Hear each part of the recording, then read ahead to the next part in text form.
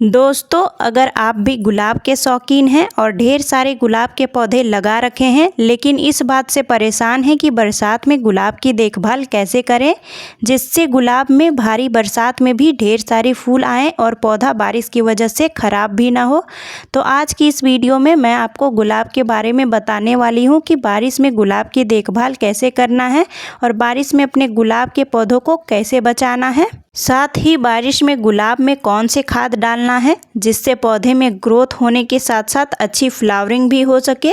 Video बहुत ज़्यादा informative होने वाली है, इसलिए वीडियो में अंत तक बने रहे। वीडियो देखने के बाद अच्छी लगे तो लाइक शेयर कमेंट ज़रूर करें। साथ ही चैनल पर नए हैं तो चैनल को सब्सक्राइब कर बेल आइकन को प्रेस कर ले। तो चलिए शुरू करते हैं। हेलो दोस्तों, welcome back to my YouTube channel Shubh Bagwani. बारिश का मौसम आते ही गुलाब में न्यू ग्रोथ होनी शुरू हो जाती है और जो पौधा धूप की वजह से मुरझा चुका होता है उसमें बारिश की बूंदें पड़ते ही एक नई जान आ जाती है। तो बारिश के आते ही आपको अपने गुलाब के पौधे में कुछ बहुत ज़रूरी काम करने हैं और कुछ काम नहीं भी करने हैं, नहीं तो पौधे में समस्याएं आ सकती है। पौधे में फंगस और कीड़ों का अटैक हो सकता है क्योंकि बारिश के मौसम में मॉइस्चर बहुत ज़्यादा होता है। ऐसे में कीड़े और फंगस बहुत ही जल्दी पनपते हैं। तो आप देख सकते हैं अभी मेरे गुलाब के पौधों में कितनी ज़्यादा न्यू ग्रोथ हो रही है, कलियां और फूल भी बन रहे हैं।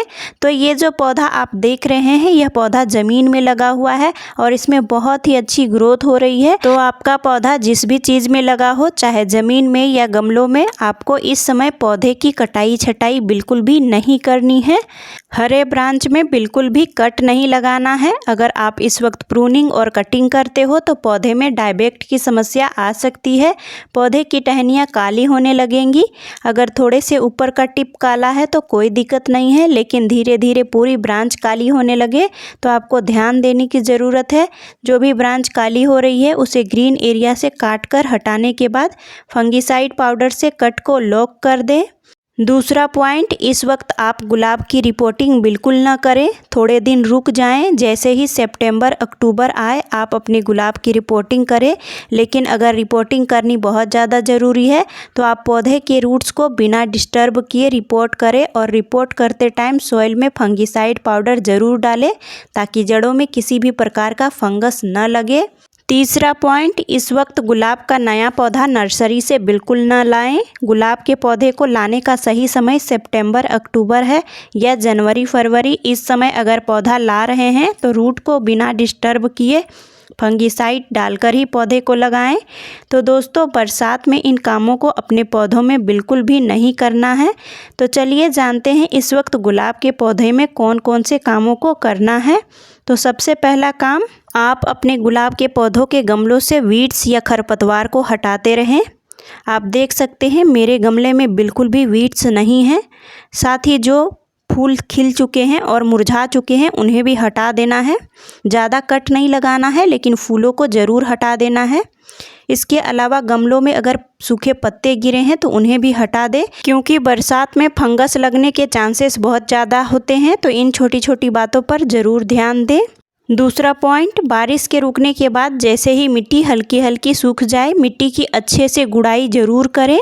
तीसरा, अगर आपने पौधों को गर्मियों से बचाने के लिए शेड में रखा था तो अब पौधों को शेड से हटा दें।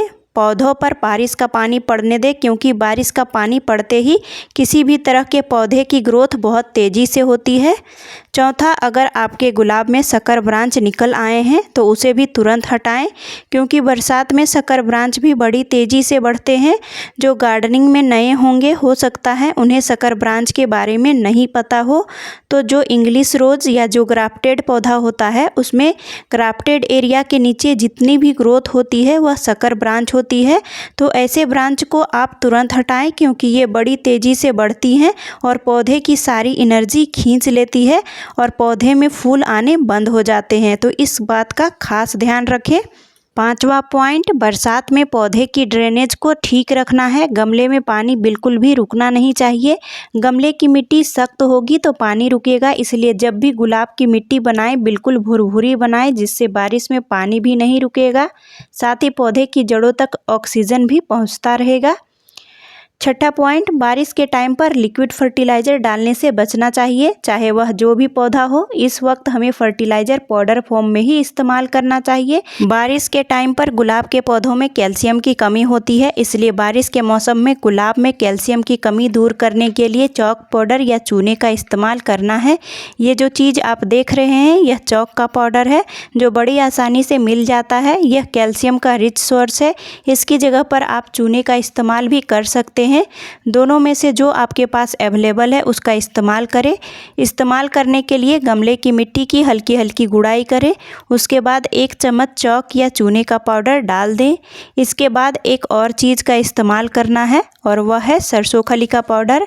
आपको पता होगा कि सरसों खली का इस्तेमाल गुलाब के पौधों में करने से इसकी ओवरऑल नीड पूरी होती है और अगर पौधे में कलियां नहीं बन रही हैं तो पौधों में नई ग्रोथ और कलियां बननी शुरू हो जाती है। मॉनसून सरसों खली को इस्तेमाल करने का बेस्ट टाइम है। इस्तेमाल करने के लिए सरसों खली के पाउडर को चॉक पाउडर डालने के बाद 1 चम्मच डालें और ऊपर से मिट्टी से कवर कर दें। इन दोनों को 2 से 4 दिन के अंतराल में भी डाल सकते हैं या एक साथ भी इस्तेमाल कर सकते हैं। तो दोस्तों, ऊपर बताए गए सारे टिप्स को फॉलो करें और बताए गए फर्टिलाइज़र का इस्तेमाल करें और अपने गुलाब के पौधों से बारिश में भी ढेर सारी कलियां और फूल पाएं। तो दोस्तों, आज की ये वीडियो आपको कैसी लगी कमेंट करके ज़रूर बताएं। अच्छी लगी हो तो लाइक शेयर कमेंट ज़रूर करें। साथ ही चैनल पर नए हैं तो चैनल को सब्सक्राइब कर बेल आइकन को भी प्रेस कर लें। तो चलिए फिर मिलते हैं एक नई वीडियो एक नई टॉपिक के साथ। राधे राधे।